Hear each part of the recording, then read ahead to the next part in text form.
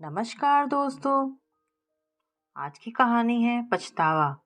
आज फिर सोनू अपने पापा के संग ही पीटीए मीटिंग में आया तो मैं पूछ बैठी, क्यों सोनू, अपनी माँ को क्यों नहीं लाया? सोनू झेपते हुए बोला, मैडम माँ की तबीयत ठीक नहीं। मैंने थोड़े गुस्से में कहा, हर मीटिंग के समय माँ की तबीयत खराब हो जाती है, ये संयोग है या बहाना? उसके पिता मेरी तरफ देखते हुए बोले, कोई बहाना नहीं है मैडम, सचमुच मेरी पत्नी बीमार है। मेरे पास कई पेरेंट्स बैठे थे, इसलिए मैं उनसे ज़्यादा बात ना कर पाई। मैं देखती थी अक्सर बच्चे जब अपनी माँ की बातें करते थे तो सोनू चुप रहता, कुछ भी नहीं कहता। एक दिन मैंने सोनू को अकेले में बुलाकर पूछा, क्या बात है सोनू, तुम अपने भाई बहन माँ बाप की बातें कभी नहीं करते, कोई परेशानी है तो मुझे बताओ, मैं तुम्हें उसका हल बताऊंगी। कोई भी समस्या ऐसी नहीं होती जिसका हल ना निकल सके। उसने पहले तो कुछ भी बताने से मना किया, पर मेरे बार बार बोलने पर उसने बताया कि मैडम मेरी माँ अच्छी नहीं है। मैंने समझाया, ऐसा नहीं बोलते, माँ तो सबकी अच्छी होती है। उसने कहा, नहीं मैडम, आप नहीं जानते, मेरी माँ हमेशा बीमार रहती है, मेरे किसी भी काम में मेरी मदद नहीं करती, अच्छे कपड़े नहीं पहनती, मेरे साथ कहीं भी नहीं जाती। मैं अपनी माँ से नफरत करता हूँ। और हाँ, मेरी माँ तो दिखती भी बदसूरत है। मेरे दोस्तों की माँ कितनी अच्छी है, मैं जब उनको देखता हूँ तो नफरत और भी बढ़ जाती है। आपके बार बार बोलने पर भी मैं माँ को इसी वजह से स्कूल में साथ नहीं लाता। मैंने सोचा मुझे इस बारे में उसके पिता से बात करनी चाहिए। मैंने देखा था सोनू क्लास में अकेला रहता, ज़्यादा दोस्त न बनाता, गुमसुम सा बैठा रहता।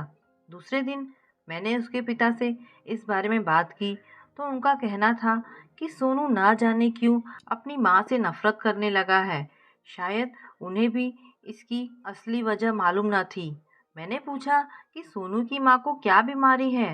उन्होंने कहा कि जब सोनू बहुत छोटा था तो वो एक बार बहुत बीमार हो गया था। डॉक्टर ने बताया कि सोनू की किडनी खराब हो गई है, इसे दूसरी किडनी न लगाई गई तो इसके बचने की उम्मीद बहुत कम है। हम सब बहुत घबरा गए थे। तभी इसकी माँ ने अपनी किडनी इसे देने की जिद की। हम लोगों ने बहुत समझाया, पर वो अपनी जिद पर अड़ी रही। आज हमारे बीच सोनू है सिर्फ अपनी माँ की वजह से। उसके बाद ही सोनू की माँ बीमार रहने लगी। मैंने पूछा, सोनू को आपने ये बात बताई है? उन्होंने कहा, नहीं नहीं, उसकी माँ नहीं चाहती कि ये बात सोनू को पता चले। मैंने उनके जाति मामले में दखल देना उचित ना समझा। फिर भी मेरी समझ में ये नहीं आया कि क्यों सोनू की माँ किडनी देने की बात को उसे क्यों बताना नहीं चाहती। धीरे धीरे अपनी व्यस्तता के कारण मैं इस बात को भूल गई।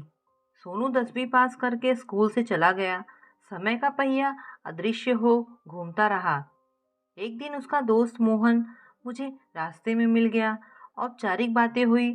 उसने ही बताया कि सोनू अब इंजीनियर बन गया है और आजकल अमेरिका में अपनी बेटी और पत्नी के साथ रहता है। मैंने उत्सुकता से पूछा, उसकी माँ कैसी है? उसे वो अपने साथ नहीं ले गया? दोस्त ने बताया, नहीं, उसकी माँ यहीं इंडिया में है।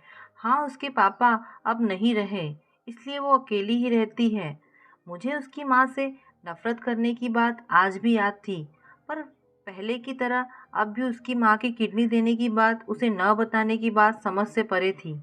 कुछ दिनों बाद मोहन का अचानक फ़ोन आया और उसने बताया कि आजकल सोनू इंडिया आया हुआ है और हम दोनों आपसे मिलना चाहते हैं। मैंने तुरंत मिलने का न्योता दे दिया। यादों में गोते लगाने लगी। सारी यादों में बार बार सोनू की नफरत वाली बात आ आकर मन को कसैला कर दे रही थी। मैंने सोचा, अब तो सोनू बहुत बड़ा और समझदार हो गया है। इस बार मैं उसे माँ का जीवन में क्या अहमियत है ज़रूर बताऊंगी, क्योंकि जब तक वो हमारे साथ होती है हम उनकी अहमियत समझ नहीं पाते हैं, पर उनके जाते ही जीवन की रिक्तता को महसूस कर अधूरा महसूस करते हैं।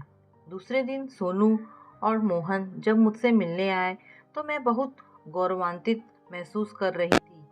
अपने स्टूडेंट को अच्छी अच्छी पोस्ट पर नौकरी करते देख अपने शिक्षक होने की सार्थकता महसूस होती है। सोनू ने बातों बातों में बताया कि उसकी माँ का देहांत हो गया है, इसलिए वो यहाँ आया है। मुझसे रहा ना गया। मैंने पूछा, तुम अपनी माँ को साथ में क्यों नहीं रखते थे? उसने कहा, माँ मेरे साथ जाना नहीं चाहती थी।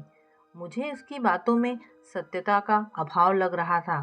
तभी मोहन ने बताया कि मैडम, सोनू जब अपने घर आया तो माँ का निधन हो चुका था। उनके पड़ोसी ने एक चिट्ठी दी जो सोनू को उसकी माँ ने लिखी थी। उसमें उन्होंने अपने किडनी सोनू को देने की बात लिखी थी और लिखा था कि मैं जीते जी ये बात बताना नहीं चाहती थी, क्योंकि मैं अपने बेटे के लिए अपने प्यार को एहसान में परिवर्तित होते देखना नहीं चाहती थी। पर मैं सोनू के प्यार पाने की चाहत लिए जा रही हूँ। मेरे जाने के बाद ही शायद सोनू मेरे प्यार की अहमियत जान पाएगा। जब मोहन ये बातें बता रहा था तो सोनू की आंखें भर आई। कहना बहुत कुछ चाहता था, पर उसकी आवाज़ भी आज उसका साथ न दे रही थी। उसकी मौन में पछतावे के आंसू दिख रहे थे। तो दोस्तों, कहानी यहाँ पर समाप्त होती है। आपको ये कहानी कैसी लगी मुझे कमेंट करके अवश्य बताएं। धन्यवाद दोस्तों।